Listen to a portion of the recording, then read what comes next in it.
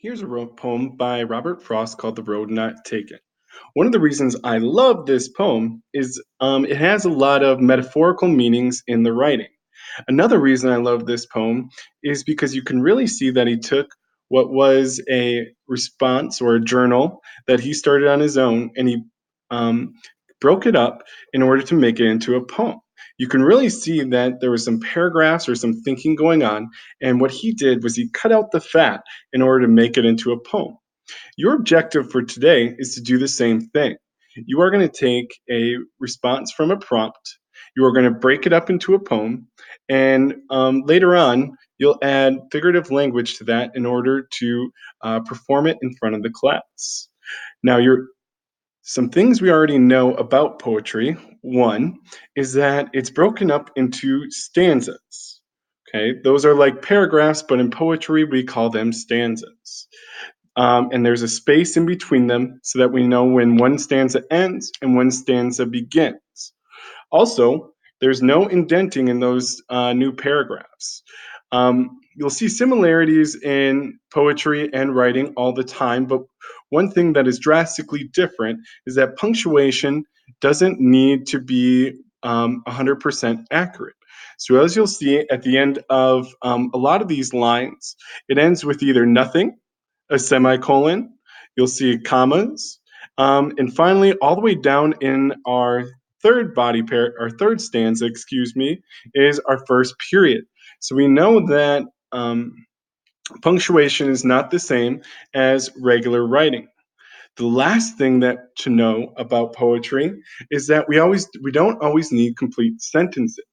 So as you go through and read some of the first two stanzas here, you'll notice that it's almost a run-on sentence, often starting with one of our fanboys here. Um, but that's another thing to take notice of is that it does not always need to be complete sentences. What you're going to do today, they're writing prompts around the room. At the end of the lesson, you'll take one of those writing prompts and you'll do exactly what we're doing here. Now, the first step, and I already have a writing prompt up, is to start breaking anytime you see a punctuation mark. Now, you'll see I've already broken this up every time I saw a punctuation mark. Um, the next step is to start trimming the fat.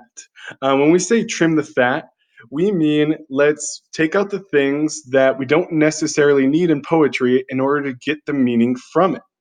So let's take a look at the first line. I listened to the same song multiple times this weekend. I feel like we can take out this weekend. There are no lyrics. That is a great line already that has the fat trimmed off. One way we can trim off some more fat is if we just go no lyrics. The song flows along for 6 minutes, and for some unexplainable reason, I can't stop listening to it. Now that seems a really long line compared to our first two lines, so let's see if we can break it up. Now, if we look at this, the song flows along for 6 minutes, and then we have an and. This is kind of a natural break too.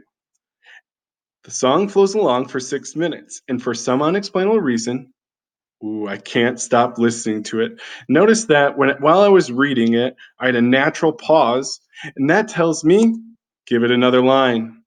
The song is called Night Trouble by Petite Biscuit. Follows a pattern and reminds me of the night sky. Ah, once again, and it reminds me of the night sky. One thing I would like to delete here is the name of the song. I feel like if we want everyone to be able to get some meaning from this, it's the fact that we're just listening to a song. It doesn't matter what song. That sometimes songs remind us of things. It follows a pattern, and it reminds me of the night sky and floating across a harbor in New York and eating ice cream, walking the streets of a Paris. Um, Now we got some repetition with these ands. We can do one of two things. We can leave those in for a poetic device with repetition, or we can delete them so it flows a little bit better. What I'm going to do for now, and since we're trimming the fat, is delete those ands.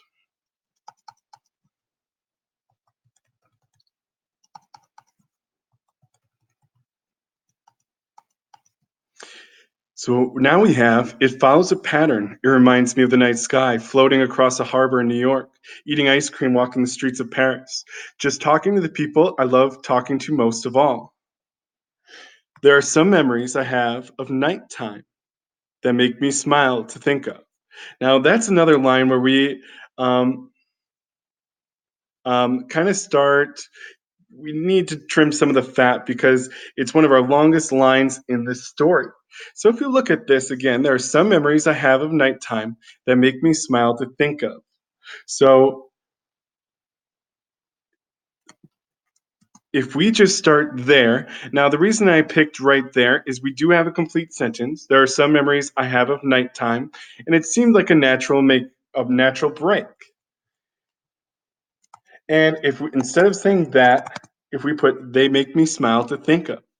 One of my earliest memories is of driving through Chicago at night and seeing all the lights. And my eyes going wide with a tired glittering twinkle of staying up past bedtime.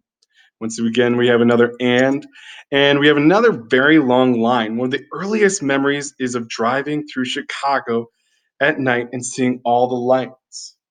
What if we delete this and just start driving through Chicago at night and seeing all the lights? And my eyes going wide with a tired delete this and my eyes going wide with a tired glittering twinkle of staying up past bedtime, excuse me. Another time was driving through Minnesota with my whole family and feeling tired from sailing all day and saying nothing because we had spoken all day. Now, that's a little bit of a run on sentence. So I'm going to break it up right here. Another time was driving through Minnesota. And I'm just going to keep deleting because I want to get to those feelings here on my next line. Feeling tired from sailing all day, saying nothing. Oh, sometimes these run on sentences make the best poems. Saying nothing because we had spoken all day. The night sky is filled with freedom. I love that line. And I wanted to point out the same stars that looked down upon our ancestors and watched billions of people come and go. Now, here's what we did. We turned what was a writing prompt into a poem. Now, we have one stanza that has 5 lines. We have another stanza that is much bigger. So I'm going to look for one more place to break this large stanza up. So it follows a pattern. It reminds me of the night sky floating across a harbor in New York, eating ice cream, walking the streets of Paris, just talking to people I love to most of all. Ooh, here's a good break. There's some memories I have of nighttime that make me smile to think of. Driving through Chicago at night, seeing all the lights, my eyes going wide with the tired glittering twinkle of staying up past bedtime. Another time was driving through Minnesota.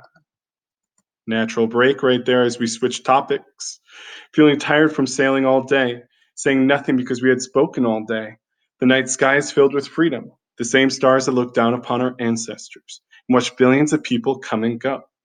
So that is how we break up a writing prompt into a poem. Your next step with this person already has some figurative language in it, but we need at least 5 pieces of figurative language.